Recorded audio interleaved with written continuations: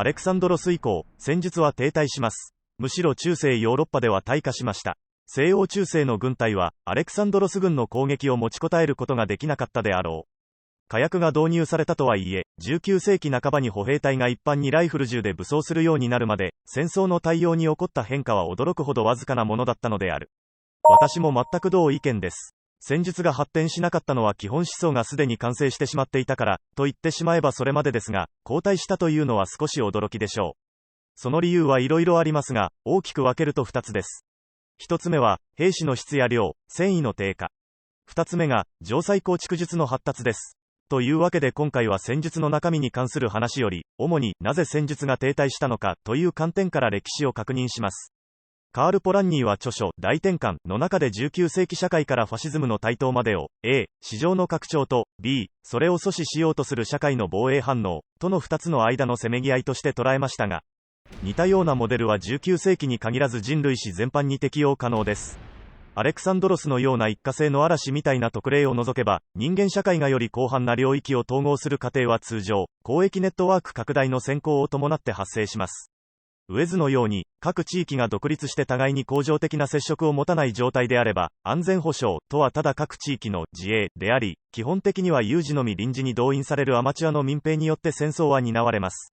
しかし各地域を結ぶ承認ネットワークが形成され始めると、図のようにより大きな安全保障、機構が必要となります。地域 A を拠点とする商人も、AB 間や地域 B 内等において安全が保障されていなければビジネスができません。この状況において、社会や各商人が取れる選択肢はおよそこの4つです。1、鎖国、つまり交易の遮断です。ただし実態としては、完全に遮断されているよりは対外交易をすべて国家のコントロール下に一元化する形態という場合が多いです。2つ目、地域の範囲自体を商業ネットワークを包含するよう拡大する。要は、征服です。こうなると国家と呼んだ方がより適切でしょう。3、封建制ですが、一旦後回しにします。4つ目が、商人の自弁武装化です。移動中や取引先地域で襲われる場合に備え、商人が自ら護衛を兼務するということです。あるいは、略奪して商品を仕入れ、輸入することを前提としている場合もあります。ヨーロッパ中世に話を限定すると封建制が支配的で、その間隙に4の武装商人がしばしば出没する、という状況でした。封建制とは、各領主は担当地域の支配権を君主に保障してもらう見返りに、君主への軍事奉仕の義務を担う、という社会形態です。さらにはその各領主も家臣に報道を与えて、という階層構造をなします。君主や領主、家臣、まとめると王侯貴族はプロの戦士である騎士でしたが、騎士の戦争はだいぶ儀式化します。重装歩兵が重装騎兵に変わっただけで、古代ギリシャに逆戻りしたようなもんです。また、騎兵、それも重装となるとその維持だけで莫大な費用がかかるため少数精鋭化し、戦争の規模も縮小することとなります。いわば戦争が王侯貴族の遊戯やスポーツのようなものと化していたのであり、これをキャビネット王と呼びます。戦争がこうして一部の支配階級の専門職と化する一方で、そのせいもあって民衆の経済活動は発展し、やがて民富の拡大により貴族の地位は揺らぐようになります。クロスボウや火器の導入も騎士の優位性を低下させました。完全に封建制や身分制が崩壊するのはまだ先の話ですが、特に商業の発達していたイタリアなどでは、領主を不要とし、都市商人が自ら武装した民兵となって自衛するという、独立自治都市国家が現れるようになります。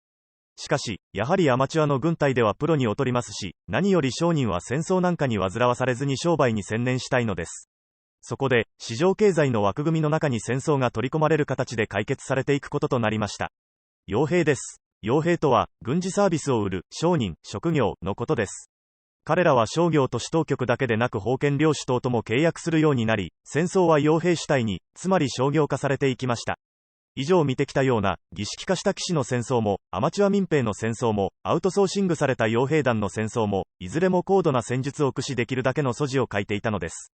戦術の停滞の2つ目の原因として、城塞構築術の発達を挙げましたが、1つ目との関係は鶏が先か卵が先かといった話です。つまり、都市の城壁が機能したから商業が保護され発展したのか、都市の発展が城塞の防御力アップのモチベーションとなったのか、という話で、どっちも正しいです。多分。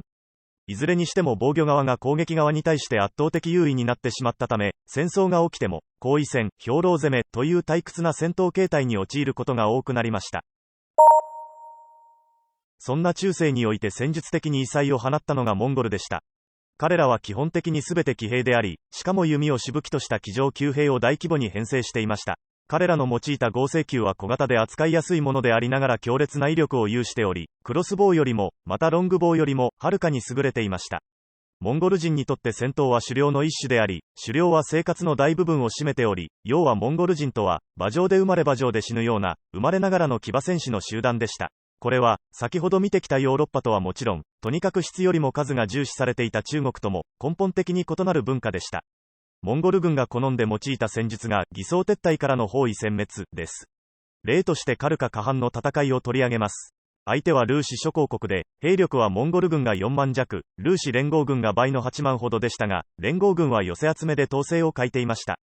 ドニエプル川付近での小規模な戦闘後、撤退を装い9日間も敵に追撃させ疲弊、細分化した後、カルカ川の線で攻勢に転じました。この際も、当初小部隊が西岸で交戦した後見せかけの撤退をして川に架かる橋を渡りました。追撃して溶かしてきたところに反転して前後左右から攻撃をかけたため敵は混乱に陥ります。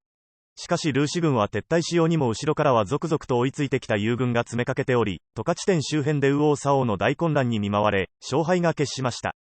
ちなみにナンバー5で、甲状腺に革新をもたらしたのは戦術でなく技術だったと述べましたが、数少ない例外の一つがこのモンゴル軍でした。要領は野戦とほぼ同様で、一部隊が攻撃を仕掛け敗北を装い撤退、城から出て追撃をかけてきた敵を伏兵が即敗から攻撃、逃げる敵を追って入城して殲滅、です。ただし、これは彼らの戦闘における圧倒的強みであったと同時に、統治における脆さでもありました。現帝国の衰退と滅亡は、旧騎兵の戦場における優位性が低下したせいではありません。帝国が、ブクブクに肥満し腐敗した自らの体重を支えきることができなかったためでした。続いて、ヨーロッパでも防御戦術の進歩が多少見られるのでその例を2つ紹介しておきます。1つ目がダプリン戦術です。スコットランド人との戦いの中でイングランド軍が編み出し、以降100年戦争の全期間にわたって用いられた戦術です。取り上げる例は100年戦争初期におけるクレシーの戦いとします。丘の上に陣取ったイングランド軍は、密集歩兵応対を展開し、その翼に V 字型に突き出す形でロングボウ弓兵陣地を設けました。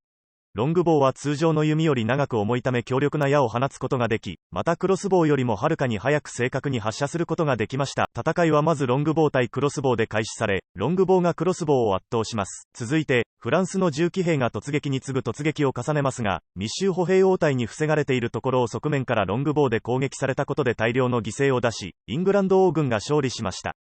イングランド側の戦術は確かに優れていましたが、勝敗の決定的要因は密集歩兵応対に対する騎兵の突撃という戦術もクソもないフランス側の無策の方でした。フランス軍は大混乱に陥ったため多くの貴族がそれと知られず命を落とし、イングランド王は彼らを捕虜とすれば得られたはずの身代金を逃したことを最も悔やんだと言います。騎士の戦いといえば聞こえはいいですが、それを名誉と尊厳のための戦いと捉えるのはかなり好意的な解釈であって、実際はどれだけ身分の高い敵を生け捕りにしてより多くの身代金を引き出せるかが重要でした。戦争の政治家によってその本質が見えにくくなりましたが、結局のところ戦争は戦争自体によって賄われなければならないのであり、つまりそれにかかるコスト以上の利益を得られなければこの極めて非生産的、破壊的活動に意味はないのです。ジャンヌ・ダルクは、その有名さの割に歴史の表舞台にいたのはほんの2年余りで、しかも、確実に彼女の功績による勝利だと言えるのはここで紹介するオルレアンの戦いぐらいでした。そもそも、100年戦争の天王山とも言うべきオルレアンの戦いですが参加兵力は両軍とも数千人程度に過ぎず、しかもその戦術たるや双方とも見るに耐えないずさんさと失敗の繰り返しです。戦術的教訓なんかよりはるかに、当時の戦争のレベルの低さの印象の方が強いです。オルレアンはジャンヌが来園するまで半年以上イングランド軍に包囲されていたわけですが、この包囲というのは普通想像するようなアリの子一匹逃がさないなんてイメージからは程遠いガバガバなものでした。詳細を追うのは時間の無駄なのでやめますが、そのような状況下でもオルレアン守備隊の士気は完全に停滞しており、陥落寸前でした。そこに神の使いだという娘がやってきて士気が上がり、いろいろ偶然が重なって結果、無謀にしか見えない突撃の繰り返しで4つの砦をわずか4日の間に落としてしまい、イングランド軍に包囲を断念させてしまいました。以上、ジャンヌ・ダルクは、アレクサンドロスをはじめ歴史上でも類まれな指揮官たちの一人と言えます。つまり、戦術の原理原則だけからは説明のつかないカリスマ性、直感力、判断力、行動力などを備えていたことです。彼らは抜群に卓越していたとしても間違いではないと思いますが、この人種のうち、たまたま戦死せず勝利した人が英雄となり伝説となったと言った方がより正確だと思います。ただしジャンヌの場合これも、オルレアンとその勢いに乗った数回までのビギナーズラックで、それ以降は城壁によるイングランド軍に無意無策な突撃を繰り返し自身も傷を負うとともに、多数の友軍兵士を死なせてしまいました。孫子曰く、およそ戦いは、生をもって愛、義をもって勝つ。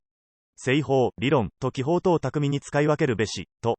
その上、既成の乖離手合い生ずることは、和の端なきがごとし。